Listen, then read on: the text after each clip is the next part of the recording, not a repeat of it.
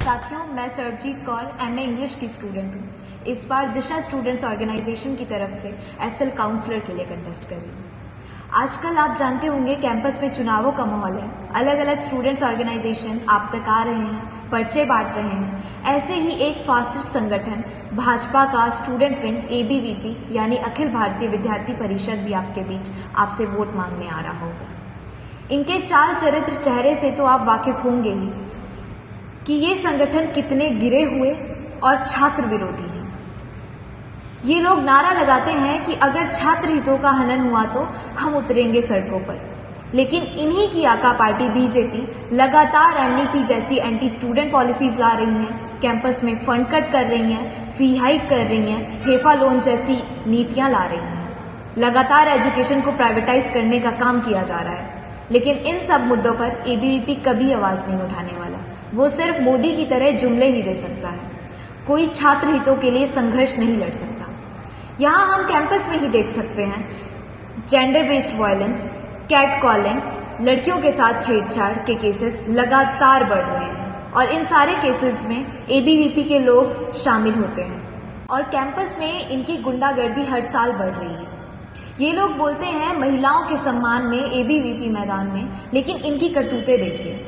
हाल ही में MP में BJP के स्टूडेंट विंग ABVP के कार्यकर्ता लड़कियों की प्राइवेट वीडियोस बनाते पकड़े जाते हैं। 2023 में IIT BHU में BJP IT सेल के लोग एक महिला का गन पॉइंट पर रेप करते हैं।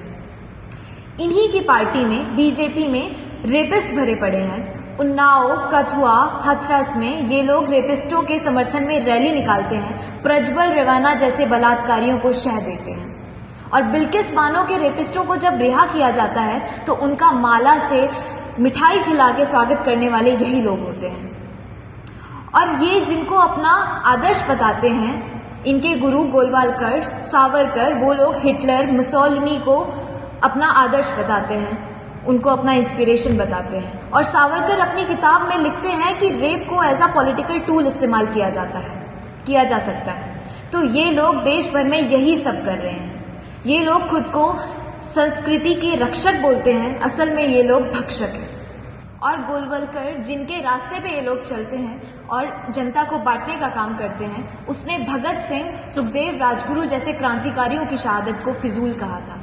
पर सच बात तो ये है कि ये लोग भारत की आज़ादी में इनका ढेले उठाने जितना योगदान नहीं है।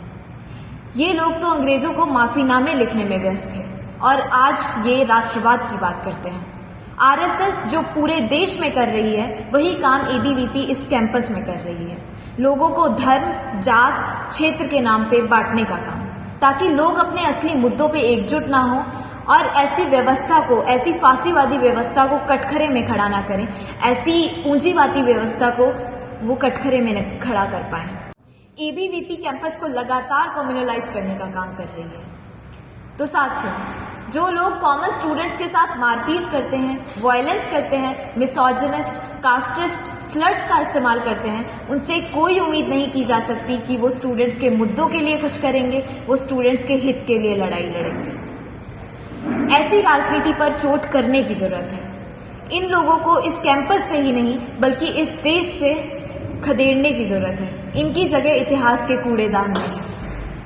और बाकी संगठन भी आप देखते होंगे, तथाकथित वामपंथी संगठन, उनसे भी कोई उम्मीद नहीं लगाई जा सकती, क्योंकि ये लोग भी अपनी मदर पॉलिटिकल पार्टी की तरह लगातार अपनी पॉलिटिक्स के साथ कॉम्प्रोमाइज करते आ रहे हैं। और कॉम्प्रोमाइज की पॉलिटिक्स कभी स्टूडेंट्स की पॉलिटिक्स नहीं हो सकती। स्टूडेंट्स के इश्यूज पे, डिमांड्स पे लड़ने के लिए एक स्टूडेंट यूनिटी बिल्ड करनी होगी, एक रेडिकल मूवमेंट बिल्ड करना होगा, उसके लिए एक जमीन तैयार करनी होगी। लेकिन जो लोग हवा के साथ अपनी पॉलिटिक्स बदलते हैं, हवा के साथ खड़े होते हैं, वो अपनी जमीन तैयार नहीं कर पाते। और साथियों, स्टूडेंट यूनिटी बनाने का काम सिर्फ एक स्वतंत्र छात्र संगठन ही कर सकता है, जो किसी इलेक्टोरलिस्ट पॉलिटिकल पार्टी का पिछलग्गू छात्र संगठन ना हो, जो सही मायने में भगत सिंह की विरासत को आगे बढ़ाने का काम करे।